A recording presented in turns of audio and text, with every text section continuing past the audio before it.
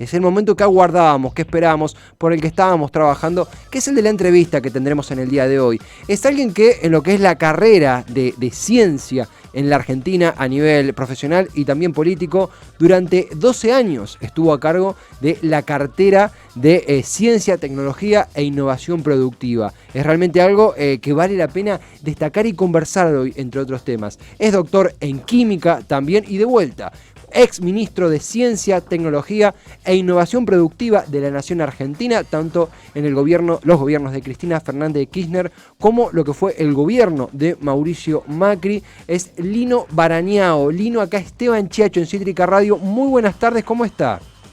Muy bien, muy bien.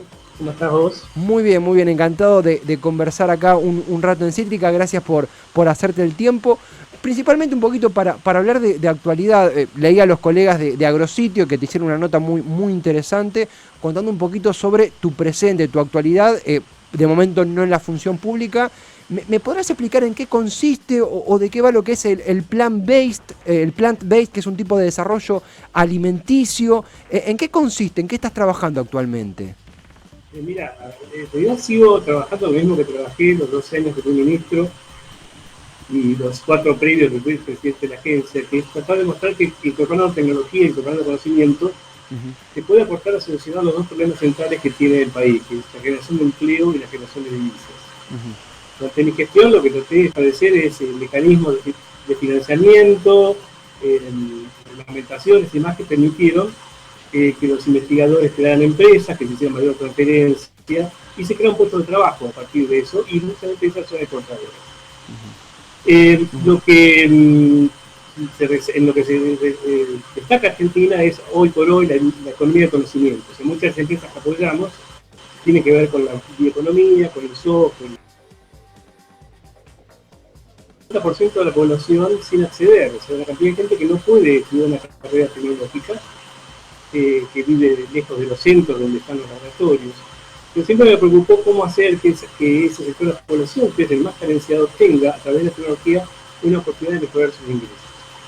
Y lo que vi ya desde hace años, y a partir también de estudios que encargamos a organismos, a consultoras internacionales, es que se ha abierto para la Argentina una oportunidad muy importante a partir de un nuevo mercado, que es el mercado del consumo responsable. Es un consumidor que quiere comer fundamentalmente alimentos mejores de lo nutricional, pero que respetan al medio ambiente y que también respetan las normas de comercio justo, por ejemplo. Eso no existía hace 10 o 20 años atrás.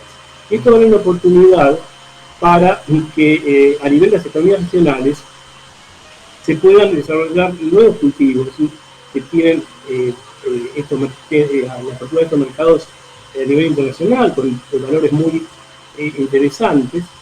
Y esto permite generar empleo justamente para gente que no quiere moverse de su tierra, que está arraigada en un lugar, que además tiene conocimientos, muchos ancestrales, que le permiten ser efectivo en ese cultivo. O sea, que no es solamente un tema de trabajo, es un trabajo digno en el que pueda sentir que aporta desde lo que sabe. Sí. Y a partir de eso estamos analizando una cantidad de oportunidades, muchas tienen que ver con esta tendencia de los alimentos basados en plantas, de sustitutos de la carne, pero también productos que son originales, son medallones vegetales que pues no tienen un gusto de hamburguesa, pero que pueden ser igualmente nutritivos y también muy ricos. Hay un mercado que crece a 2 dígitos anuales en todo el mundo, todavía en Argentina es una tendencia incipiente, pero no estamos hablando de reemplazar la carne, sino de apuntar justamente a este mercado de los flexitarianos, la gente que quiere comer más variado, y que tiene cierta conciencia ambiental, que dice, bueno, no comamos tanta carne porque no es sostenible en el largo plazo, y apuntemos más a las legumbres, al tipo de vegetales, y tenemos además una cantidad de oportunidades muy interesantes de cultivos que no se han desarrollado todavía en el país. Es muy completo, plant-based o basado en plantas, ¿no? En español, desarrollos que centran justamente el predominio o la oportunidad de acceder a dietas basadas en vegetales, en frutas, verduras, legumbres, cereales. Es interesantísimo, dos partes descompongo de esto para ir conversando. Por un lado, combatir el desarraigo, algo que hemos cubierto acá constantemente, y hay que decirlo, gente de todo el arco político, desde Miguel Saredi hasta Paco Durañona, justamente que haya trabajo y oportunidades para la gente que no está en la capital o en el AMBA. Y aparte de esto, pero me detengo un segundo en lo que es justamente los cereales, legumbres, tema que ha sido importante por muchos motivos en lo que va del gobierno nacional, tanto por lo que fue Vicentín, la Agencia Nacional de Alimentos que ahora, y el fideicomiso en el área que ahora se quiere desarrollar, hidrovía. En ese sentido, ¿qué balance haces desde la óptica que vos prefieras sobre la táctica y la aptitud del actual gobierno de Alberto Fernández en esta área? ¿Cómo lo observás? No, me parece que la estrategia es adecuada en cuanto a tratar de tener una política de desarrollo del país, que eso se trata. O sea, no se trata tanto de redistribuir, sino de generar más riqueza. Digamos. Cuando uno habla de generar riqueza, genera cierta reacción, parece que el modelo de riqueza no es éticamente aceptable. Hablemos de prosperidad, o sea, que se generen recursos que permitan que todo el mundo tenga un ingreso digno haciendo lo que más le gusta hacer. Eso sería un poco el ideal de país al que uno quisiera aportar. Yo creo que se han tomado decisiones correctas en cuanto a regular mercados, pero lo que se ve que todavía todo la economía está basada en la agricultura tradicional. Es muy eficiente en Argentina, es la más eficiente del mundo, por eso se le puede aplicar retenciones al agro, que no se le puede aplicar a otros sectores industriales que no son competitivos. El agro tiene la virtud no solo de que incorpora continuamente tecnología, sino que además es de los pocos sectores que reinvierte en el país. Un chacarero, si tiene un excedente, se compra un departamento para el hijo para ir a la capital, o cambia el tractor, no pone la plata en un fondo en Panamá. ¿No? Me parece que es virtuoso en ese sentido. ¿Qué es lo que falta? Desarrollar estas otras actividades, que no son cultivos extensivos, sino intensivos, o sea que no necesitas miles de hectáreas, sino cientos de hectáreas, o 20 hectáreas, o menos para algunos cultivos. ¿Por qué es esto? Porque vos podrías duplicar la producción de granos del país y no generar un puesto de trabajo más. Porque con la automatización necesitas cada vez menos gente. Paradójicamente, los puestos de trabajo que está generando el agro son las empresas de software que dan servicios para el agro. ¿No? Que es muy interesante porque son empresas que son competitivas y que luego venden esos desarrollos al exterior. Pero lo que no estoy enfocando es sectores que no tienen esa visión. O sea, claro, un agricultor de Mendoza, de General Lavalle, por ejemplo, que ve que ya la vid no le reditúa, que tiene serio problema de agua, hay que darle una alternativa. En ese sentido, con Coninagro estamos tratando de introducir el cultivo de la tuna, que es algo que es despreciado habitualmente, pero que es un cultivo que es no solo nutritivo, sino que tiene valor industrial. En el sur de Italia vive de eso, o sea, hay las grandes compañías que comercializan y que desarrollan aplicaciones a partir de eso están en Sicilia. Entonces, hicimos un convenio para asesorar a los pequeños productores de General Lavalle para que hagan una experiencia y tengan una alternativa. ¿Cultivo en la puna, perdón, cómo se titula? Es tuna, es el libro de tuna. Se dice cactus. Claro. Bastante molesto, si lo ves. Claro. Pero vos podés aprovechar la fruta, claro, la semilla de aceite, se come la penca para el consumo humano, para el consumo animal. Y además da servicio de remediación ambiental. Chile exporta $200 millones de eso. Canadá, que está del otro lado del mundo, 400 millones le exporta a Estados Unidos. Entonces, es algo que no está desarrollado y un poco el desafío es justamente desarrollar una cadena de valor que no existe. Y para eso lo que hay que hacer es facilitarla. Están todos los elementos, lo que hay que ordenar los eslabones, y sobre todo lo que tenés que hacer es lo que se hace con una cadena. Con una cadena se puede tirar, no puedes empujar la cadena. Entonces hay que partir de una demanda externa, saber a qué le vas a vender, preferentemente un mercado externo, y venir para atrás y facilitar a los productores que puedan llegar a esos mercados y poderle cobrar, tener una rentabilidad adecuada. Sí. Tenemos otro cultivo que es la guayaba, que es una fruta, que es originaria del sur de Brasil, norte de Argentina, que hay acá en Misiones, y se usa como decorativa. Bueno, hay una demanda de eso también en Italia, y nos enteramos por los italianos de que necesitaban de esa fruta. Está el tema del bambú, que es la fuente más práctica para producir biomasa a nivel mundial, la forma más eficiente de aprovechar la fotosíntesis para producir biomateriales. El aceite de ricino, que ahora se usa para hacer polímeros biológicos para las suelas de las zapatillas de la competición. Es una cantidad de oportunidades que no han sido atendidas por la política histórica, que siempre se aplicaron los agricultivos, o ha ido a la agricultura familiar. O sea, para mí no tiene sentido darle semillas a una familia para que cultive su tomate, su lechuga, sino explicarle cómo puede hacer un emprendimiento que le permita vender hortalizas, y si quiere comer verduras, que coma verduras, pero que pueda comprarse un bife también. Sí, O incluso escuchando atentamente el debate sobre la diversificación productiva, que es uno de los temas que yo, amén de la parte natural, comercial, científica, es un debate fuertemente político. Quería ir por ese lado porque justo incluso detrás de escena, detrás del micrófono, conversamos un poco sobre ese punto que queríamos conversar. Antes de eso, voy para un poquito antes, porque has encabezado la cartera de ciencia durante 12 años, con la particularidad, algo que no sucede comúnmente en el país, que has estado con dos gobiernos que uno identifica en las antípodas, este bicoalicionismo, si se quiere, que tuvimos en los últimos años, bueno, con los que ha encabezado Cristina Fernández de Kirchner y el que ha encabezado Mauricio Macri. Y te pregunto por el campo en ese sentido. En las relaciones, desde tu óptica, desde donde vos lo elijas responder, la relación con Cristina y el campo, y Mauricio Macri y el campo, ¿qué carencias y qué puntos a favor notaste siendo dos gobiernos de las antípodas? ¿Qué rescatás y qué no de cada experiencia? mira, me parece que en los dos gobiernos hubo una caracterización inadecuada de lo que es el campo hoy por hoy. No se entiende, se sigue todavía con los arquetipos de uno o dos siglos atrás, ¿no? De hecho, en su momento, uno de los estudios que hicimos era un estudio en que participaron casi todas las universidades nacionales de sociólogos para redefinir los roles de los distintos actores sociales hoy por hoy, ¿no? Porque justamente estamos en pleno conflicto con el campo, y todavía se hablaba de los grandes estancieros, cosas que ya prácticamente no existen. Me parece que con la Cristina hubo esa antinomia, pese a lo cual anduvo bien el campo, o sea, esas paradojas. Hay una pelea para la tribuna, pero le fue bien, impulsado por los precios internacionales de la soja y demás, pero y se lograron concretar hechos muy importantes, como fue trabajar con una entidad de productores privados, con Bioceres, y hacer el primer instituto de tecnología vegetal del país, que es el INDEAL en Rosario. Y eso se concretó con el gobierno de Cristina, con la Municipalidad de BID, que es un instituto que sigue funcionando, se ha expandido y tiene desarrollo ya que le ha permitido asociarse con empresas internacionales. Son los que están comercializando, por ejemplo, el gen HB4, que es la resistencia a la sequía, que desarrolló la doctora Raquel Chan en la Universidad Litoral.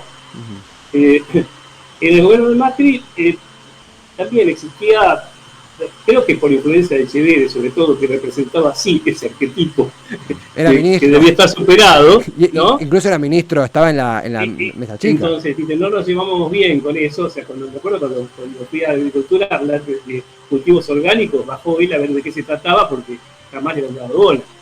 Estaban los pequeños productores, estaba el movimiento argentino de producción orgánica, y tuve que ofrecer yo a MAPO una oficina en mi ministerio, porque no daban bola.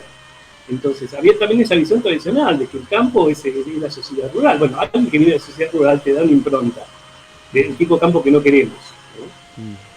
Yo creo que hay que un poco replantear eso.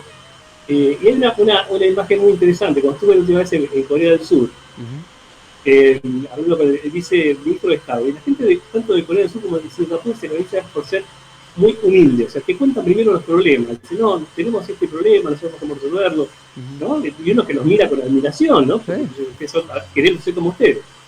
Dice, no tenemos un problema. Dice, todo el mundo, los jóvenes quieren venir a Seúl a trabajar en las grandes compañías, en Samsung, en LG. Dice, te invito a ir a una compañía a ver si ves mucha gente trabajando, si está todo robotizado. Claro. Y si al mismo tiempo los granjeros se están jubilando, y no sabemos quién va a producir alimentos para que comamos nosotros, ¿no? Entonces tenemos que darnos una imagen atractiva a los jóvenes, y hemos inventado el concepto de farmpreneur, el emprendedor de granja. Para entusiasmar a los jóvenes para que no asocien ir a la granja a estar debajo del búfalo, cultivando arroz, sino que manejen un dron, que tengan un software, que sepan de genética de semillas, hacerlo más atractivo desde el punto de vista intelectual a la tarea del campo. Y creo que en Argentina estamos teniendo la oportunidad de ser innovadores en eso. Porque los chacareros en general son innovadores, les gusta comprarse la última en tecnología, van a los congresos, innovan, ¿no? Entonces, yo creo que hay que aprovechar ese espíritu emprendedor. No de la manera empresario, el chacarero no le gusta que le digan empresario, es algo que me han comentado. Se considera un espíritu distinto, ¿no? Empresario es el que vive en la capital y que es medio pirata, ellos son chacareros, ¿no? Emprendedor hasta ahí, ¿viste? Pero siempre dice un chacarero, pero innovador. Sí. Y me parece que ahí tenemos una beta que explotar, Sí, porque, sí. porque el mundo está demandando alimentos y Argentina está destinada a exportar alimentos. Una cosa que me hizo notar un amigo italiano, ¿sabes cómo se dice cosechas en italiano? ¿Cosechas en italiano? No, ¿cómo se dice? Messi. Messi es cosechas. Literalmente Messi. Literalmente, es como mieses. Eh, En italiano antiguo, ¿no? En italiano culto. Estamos Los, condenados a, si se y, dice Messi, no hay nada más argentino. y que salga de Rosario para que Claro, para digamos, más te Inri. cuenta que te estoy diciendo flaco es por ahí, Sí, sí, ¿no? sí, total. Entonces, creo que tenemos esa posibilidad de vender ese producto, de que podemos producir alimentos más sustentables, nutricionalmente mejores, con productos innovadores. Sé que Latinoamérica, las culturas precolombinas, son responsables de cultivos que alimentan al 60% de la población. Sí, sí, sí. No, Entonces, tenemos un potencial enorme y países como Perú, Bolivia, Colombia, van a todos los congresos internacionales de alimentación, tienen packaging de última generación, saben cómo vender, promocionan bien a su país y eso nos está faltando. y Lino, en ese sentido, porque es interesantísimo, yo no, de este tema soy curioso y aprendo constantemente, de hecho, esta charla también es un aprendizaje y la gente que está del otro lado aprende y tiene herramientas para pensar mejor estos temas y sacar sus propias conclusiones, ¿no? Pero es darnos herramientas para comprender mejor, pero desde la comunicación sí observo, por poner un ejemplo claro, no sé si vos lo has visto, por ejemplo, un comunicador como es Tomás Rebord, que es un referente de quizá un costado del peronismo más alternativo, charlando con Grobocopatel, algo que nunca pensé que iba a pasar, de repente sucede y nos ayuda a problematizar y a entender y a dialogar con esa parte que para muchos está en las antípodas, pero que indudablemente es parte de la raíz productiva argentina. Y en ese sentido, consultarte también, porque hablamos un poquito al principio de eso y ahora sí lo retomo a pleno, cómo juega en ese predominio del agro la diversificación productiva. Y para poner un caso, porque es algo tan interesante y tan abierto, charlábamos también un poco detrás de micrófono de lo que fue hace unas semanas el apoyo a diferentes científicos, Adrián Paenza, Serkis, Corbett, Dora Barrancos, bueno, el exministro Salvareza, apoyaron abiertamente a la iniciativa de exploración petrolera en el mar argentino, y bueno, hicieron un texto que publicaron diferentes medios, dando argumentos de por qué defenderlo que son bastante válidos. En ese sentido, ¿qué opinas del debate en torno a la diversificación productiva? ¿Cómo nos puede beneficiar o no? ¿Y qué sentís sobre este debate específicamente que hubo en torno a las petroleras en el mar argentino? Mira, yo creo que la diversificación productiva es una necesidad. No podemos mejorar nuestro PBI per cápita si no diversificamos hacia productos de mayor valor agregado. Claro, sí. Y por eso en la diversificación del agro, la industrialización de la ruralidad, que decía Cristina en su momento, es algo que sigue siendo fundamental. Y hay más iniciativas, te digo, a nivel provincial que a nivel nacional. O sea, no veo que se esté promoviendo esto. Por eso lo estoy encarando yo como experiencia. Parto de la base que en Argentina las políticas nacionales tienen escaso efecto, ¿no? Que no hubo una política para la siembra directa o para la soja transgénica. Tampoco la hubo para las canchas de pádel o los parripollos. Es alguien que le sale bien y al mes tenés otro que te copia, ¿no? Es piratería visual. Claro. Así funciona Argentina. Entonces, mi objetivo es mostrar con varios cultivos, y lo estoy haciendo con distintas entidades, que se puede generar empleo, que se exporta, que la gente gana mucho más, que se recuperan zonas áridas pero de forma sustentable. Creo que eso es imprescindible. Respecto a la explotación, como siempre, hay que tener información fidedigna, información rigurosa sobre el real impacto que tiene, ¿no? Yo lo que no creo es que, por un lado, se pueda soslayar el impacto ambiental, eso lo voy a estudiar, pero tampoco podés poner en la misma balanza el posible impacto sobre la ruta de migración de la ballena franca con un impacto económico que puede mejorar la calidad de vida de los seres humanos. Yo te digo que la preocupación por el bienestar animal bien entendida debe empezar por casa, por el Homo sapiens. A mí no me cabe que a una persona le preocupe más el futuro del oso polar que el estado de nutrición de los chicos de conurbano. Entonces, si empezamos con nuestra propia especie, estoy muy orgulloso de pertenecer al Homo sapiens, hemos hecho cosas bastante importantes en los últimos milenios, y estamos en proceso de domesticación, como dicen, vamos mejorando de a poco, pero hay que ser tolerantes porque es algo novedoso. Calcula que si vos comprimís la historia de la especie a 24 horas, todo lo que llamamos civilización pasó en los últimos 2 o 3 minutos. Sí, sí. Entonces, tengamos paciencia. Yo creo que con el tema concreto, digamos, vamos a depender de combustibles fósiles por el futuro cercano. Me parece muy cínica la posición de los países desarrollados que ya usaron el petróleo para desarrollarse durante mucho tiempo y que ahora quieren imponer a los países que todavía no se desarrollaron que no usen petróleo. Claro. Cuando son los mayores contaminantes ellos y no nosotros. Entonces, bueno, yo creo que Argentina tiene que apuntar a recuperar los recursos para esta transición, sobre todo si es gas, el gas de vaca muerta es un combustible bastante más sano desde el punto de vista ambiental que quemar carbón como hacen otros países. Y eso tendría un impacto importante. Fíjate, con los precios de los combustibles y con los que importamos, no podemos sobrevivir, no podemos desarrollar el país, porque no podemos tener un prurito ambiental, una limitación en nuestro crecimiento teniendo el recurso. ¿No? Entonces, me parece que hay que tener un balance adecuado. Yo de acuerdo que si no hay riesgo, yo no creo que haya problema en hacer exploración offshore en Argentina, como hacen la mayoría de los países. Brasil deriva la mayor parte del petróleo del mar, los mismos países nórdicos. Pues hagamos las cosas bien, eso sí.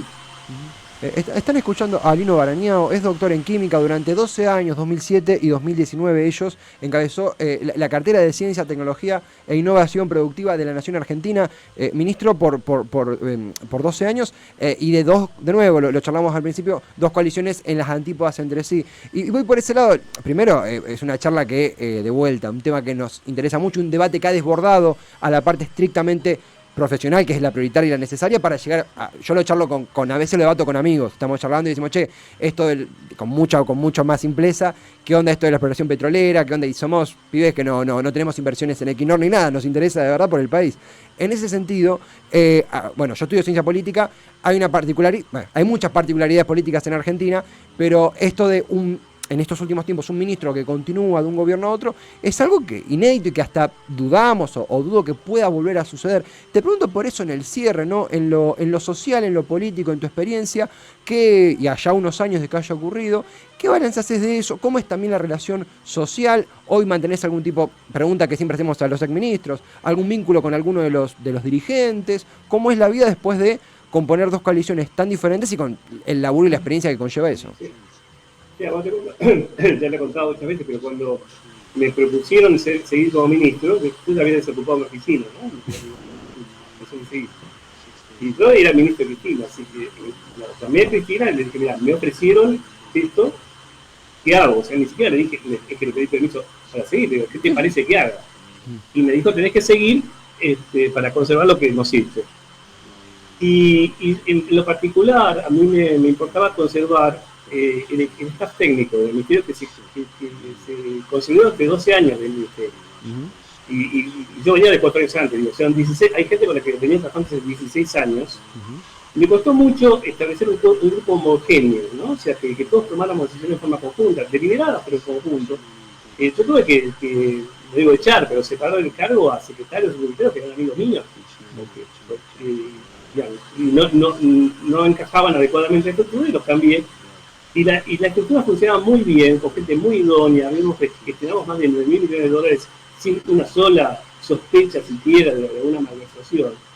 Y me parecía que ese staff era el núcleo a conservar, ¿no? Algo que mis amigos científicos no entienden. Tal vez los científicos solamente son lo fundamental, puede que sí, pero si vos no tenés un staff técnico que maneje los fondos, atendiéndose a las normas, que piense políticas de largo plazo, que pueda implementarlas, que tenga vínculos internacionales, es muy difícil hacer crecer el sistema científico.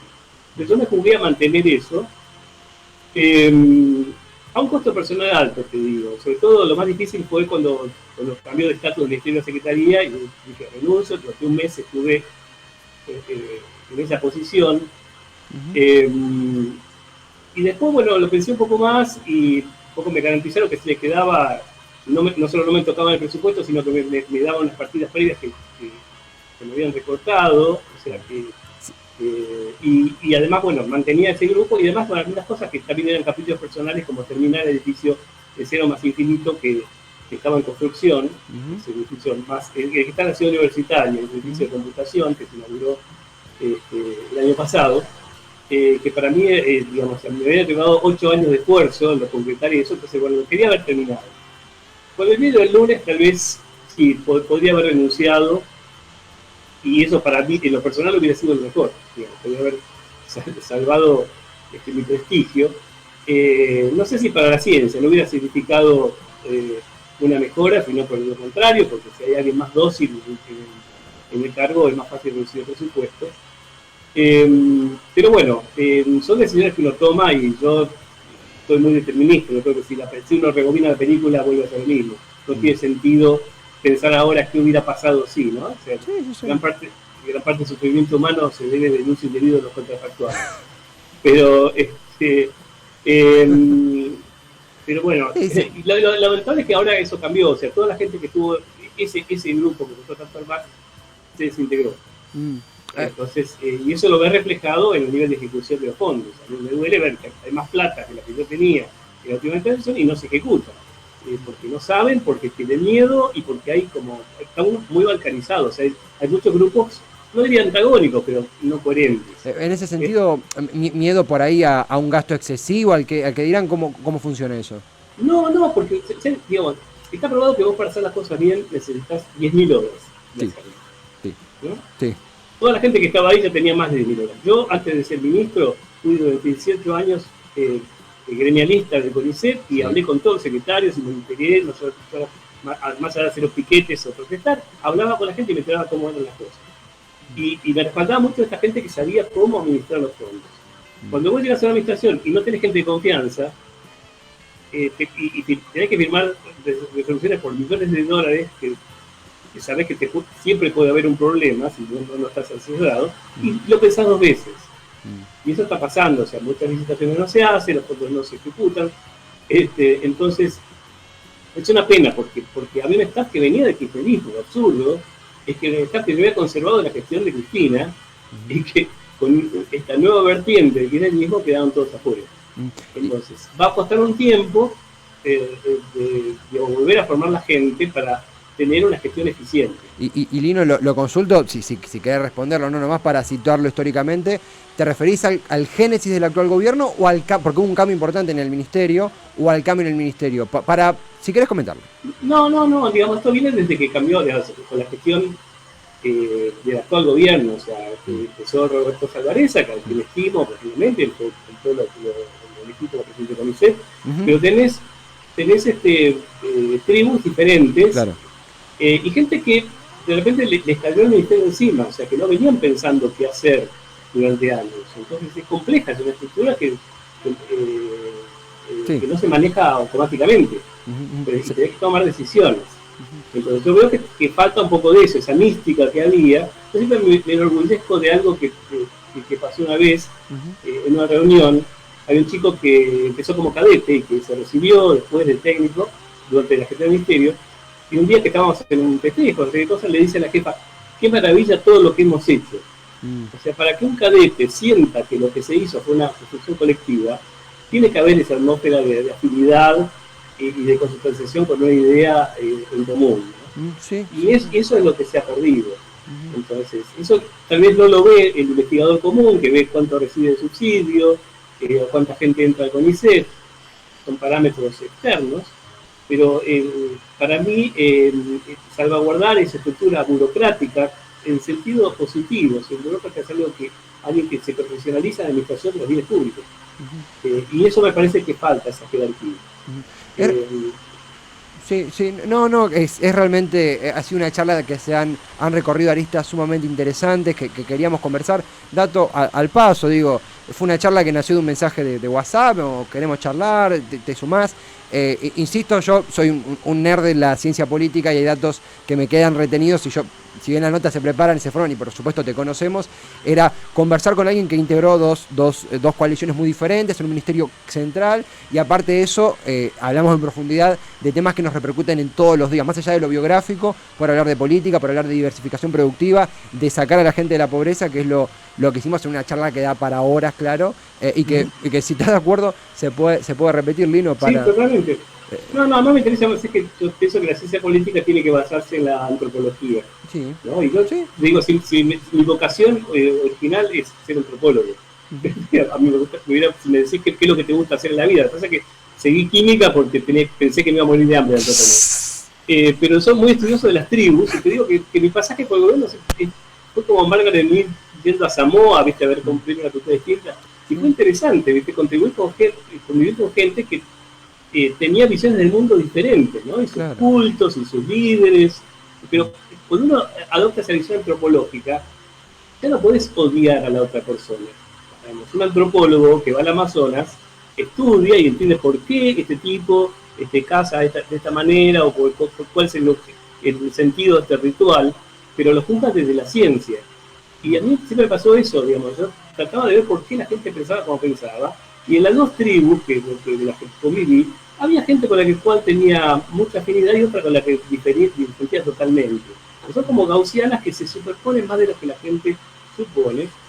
Y también me di cuenta de que a nivel subterráneo hay mucha más comunicación entre los líderes políticos de la que uno supone. O sea, hay todo un show a nivel mediático que es parte de su profesión, que no llega hasta tantos otros mundos. Pero yo creo que esa visión un poquito más desapasionada, ¿no? Yo creo que, tío, algún día tengo una charla preparada de por qué a los seres humanos nos apasionan las grietas, ¿no? Porque nos gustan las grietas y necesitamos de eso para sentirnos seguros. Pero cuando eso llega a la política es dañino. O sea, si vos dejás en el fútbol está buenísimo. Tiene que haber un Boca y un River porque si no pierde gran parte de la gracia un campeonato. Pero en la política, donde tenés que tomar decisiones para el bien común, eso ya no es efectivo. Entonces tenemos que aprender a pensar de esa forma. A ver, tomémoslo más deportivamente, si querés. ¿No? Sí, se comprende. Y me parece, y discutamos sobre bases ciertas, digamos, no digamos, mira, lo que vos me acabas de proponer no puede ser, porque estoy seguro que vos sos un desgraciado que quiere la ruina del país. No va así, porque esa persona puede tener sus motivos y estar convencido de eso. Sí. Es un poco lo que decía Borges, no querer tener razón, sino entender las razones del otro. Y me parece que si hay una ciencia que necesita ser desarrollada en Argentina, en serio, es la ciencia política. ¿No? Necesitamos gente más profesional, no para halagarte a vos. Me gusta ese cierre. Porque la mayor parte de los problemas de Argentina no se resuelven con tecnología. La tecnología o está, o la compramos o la generamos. Necesitamos política, saber cómo defender los intereses de la polis, ¿no? De todos. Y cómo articular, y sobre todo esta definición de ciencia como el arte de lo posible, poder discutir qué es posible y lo que no. Y lo estamos viendo ahora, con la discusión de default o no. Y yo no veo discusiones sensatas sobre qué pasa si hago esto o qué pasa si no lo hago. ¿No? Estamos diciendo, estamos tomando posiciones sobre bases muy inciertas. No, se comprende, se comprende y es un... adhiero, digo, no quiero repetirlo porque fue dicho de forma muy clara y también la reivindicación más allá de esto, bueno, estudio de ciencia política, pero la reivindicación de la ciencia política desde un palo de la ciencia, la verdad que es una nota que nos ha dejado un montón de cosas que trabajar, que reflexionar, que seguir curioseando porque ojalá se repita pronto, insisto, nació como un mensaje, salió al aire y charlamos largo y tendido de un tema que merece ser abordado, temas que merecen ser abordados largo y tendido. Lino, con total respeto, comprometerte a seguir conversando en otra ocasión. Sí, como no. Y el agradecimiento por el tiempo y esta charla tan linda. No, gracias a vos, Un placer, gran abrazo. Bueno, suerte con el programa. Muchas gracias. Gran abrazo a él, a Lino Barañao. Interesantísima charla, completísima, con él, quien encabezó por, insisto, 12 años, entre tantísimas otras cosas, la cartera de Ciencia, Tecnología e Innovación Productiva de la Nación, en dos coaliciones en las antípodas entre sí, y ha dejado tanto sobre la mesa que es una nota para disfrutar ahora en vivo y quizá a la tarde, quizá no, efectivamente a la tarde, escuchar de vuelta, porque hay un montón de política, ciencia, sociedad, economía, estudio, formación. La verdad que un lujo que nos hemos dado en todas las tormentas juntas para que ustedes en casa escuchen y saquen sus propias conclusiones y obtengamos herramientas para debatir de estos temas tan necesarios y tan importantes.